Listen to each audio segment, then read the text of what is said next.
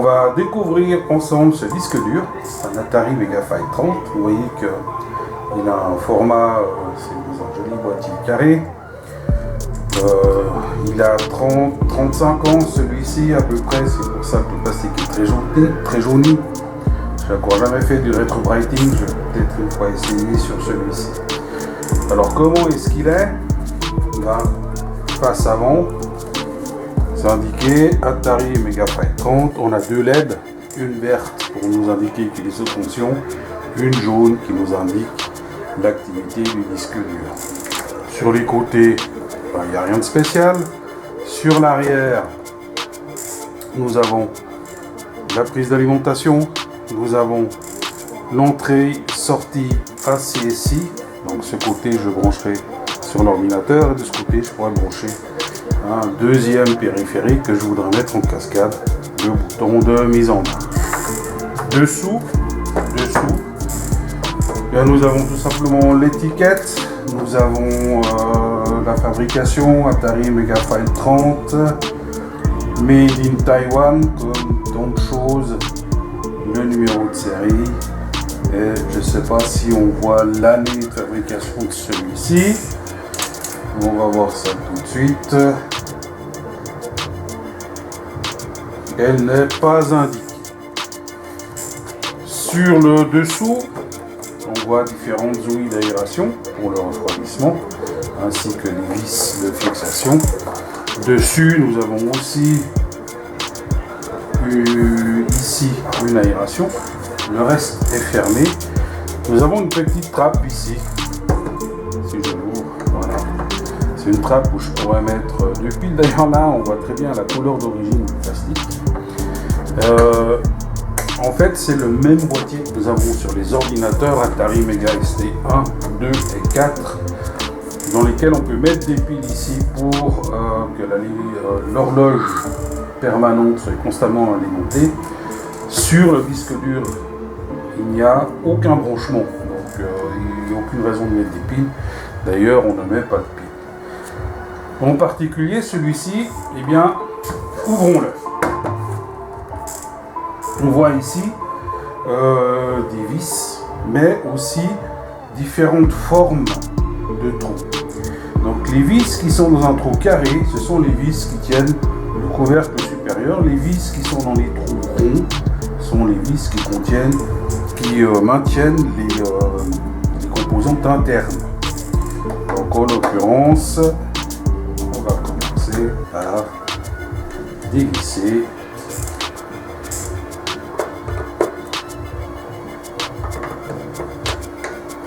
Ces vis.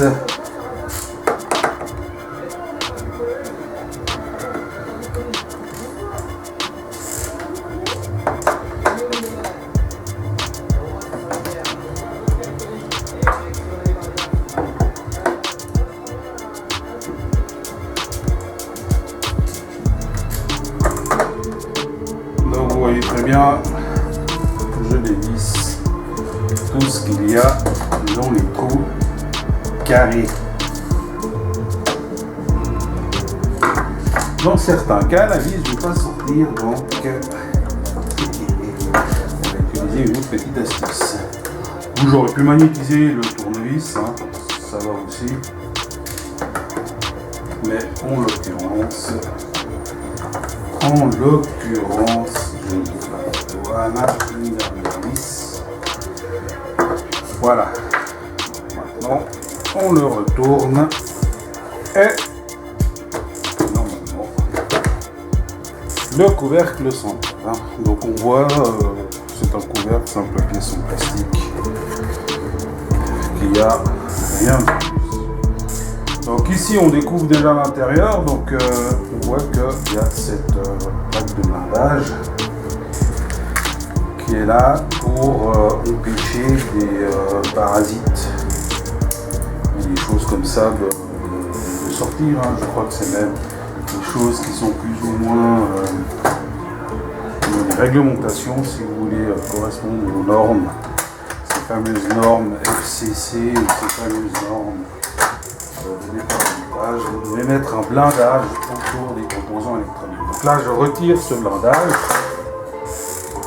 Et on voit cette fois l'intérieur du Megafile 30. Donc, il est composé d'une carte contrôleur qui est ici dessous. Voilà. Donc, la carte contrôleur, c'est cette partie ici. Cette partie, c'est l'alimentation électrique. Et ça, c'est le disque dur qui est monté à l'intérieur. C'est un bon vieux disque dur MFM, comme ça se faisait dans les années 80, 85. C'est un 5 pouces écart, c'est un Seagate ST238R.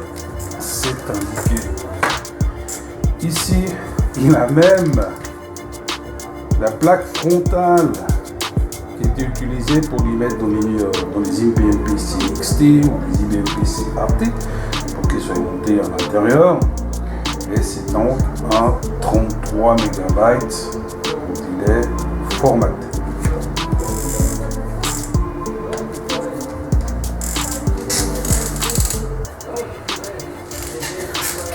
Une chose un peu particulière sur les disques durs, ce sont les... Voilà, j'espère qu'on va les voir.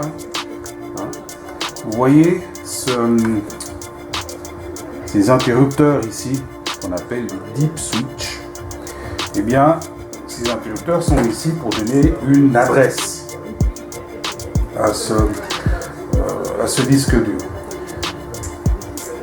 L'interface qui est utilisée s'appelle ACSI. C'est une version d'Atari, tout simplement d'un bus SCSI. Une des plus grandes modifications qu'Atari a apportées là-dessus, c'est déjà rien que la forme de la prise ACSI qui est totalement différente des prises SCSI. Mais le principe reste le même. C'est-à-dire que j'ai un bus sur lequel je peux chaîner différents périphériques et chaque périphérique doit avoir une adresse unique. Tous les Atari Megafile, tous les Atari SH, quelque chose comme le SH205, le SH105, sont programmés d'usine à l'adresse 0. Donc, si j'enchaîne deux l'un derrière l'autre, ils ont la même adresse et ça va nous apporter des problèmes.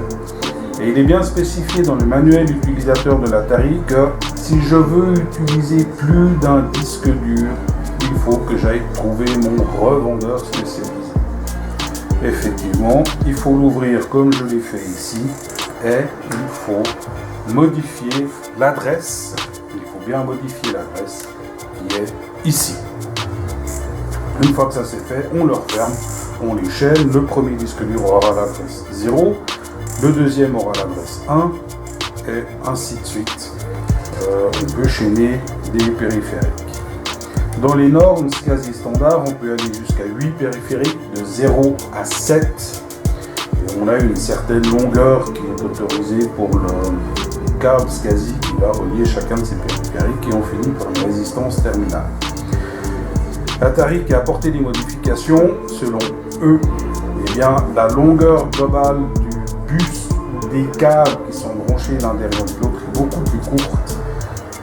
Et selon Atari, il ne faudrait pas brancher plus de 4 périphériques l'un derrière l'autre, sinon cela pourrait amener des problèmes. Voici le disque dur monté dans l'Atari Megafile 30. C'est un Seagate ST238R, c'est bien indiqué. Ici, c'est un bon vieux disque dur MFM avec même sa plaque de montage frontale. C'est prévu pour être monté dans les IBM-PC XT ou IBM-PC AT. Même la petite LED pour l'activité du disque dur qui est ici.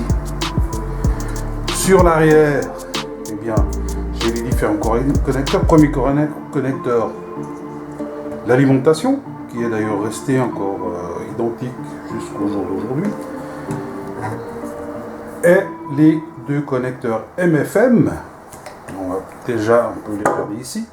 Voilà, ces deux connecteurs.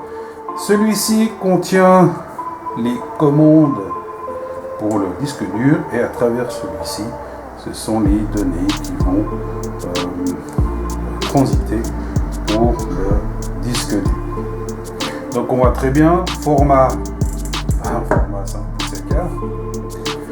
Pour comparaison, ici j'ai un disque dur SATA 3 pouces et demi, comme on en trouve encore au jour d'aujourd'hui, qui sont montés dans les PC. Pour moi là j'ai un connecteur SATA 3 pouces et demi, celui-ci c'est un 500 Go. C'est déjà un ancien modèle, hein. Aujourd'hui on trouve facilement des capacités de 4, 6, 8 teraoctets, je crois que ça monte jusqu'à 12 teraoctets.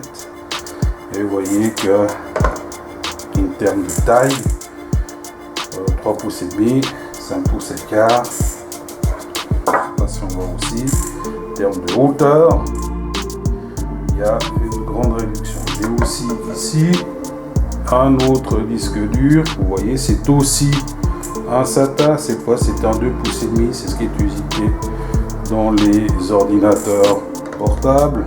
Donc par rapport aux 3 pouces et demi déjà, et si je le mets carrément sur mon 5 pouces et quart, on voit très bien qu'il y a une grande différence. Et la hauteur bien entendu, aucune comparaison possible. Il existe encore un disque dur plus petit que 2 pouces et demi, qui sont les 1,8 pouces. Malheureusement, j'en ai pas à disposition pour vous le montrer. Mais c'est un disque dur qui est plus petit que celui-ci et encore plus fin, qui sont utilisés dans des ordinateurs portables relativement haut de gamme jusqu'à maintenant. Maintenant, ceci commence à être remplacé par des disques SSD.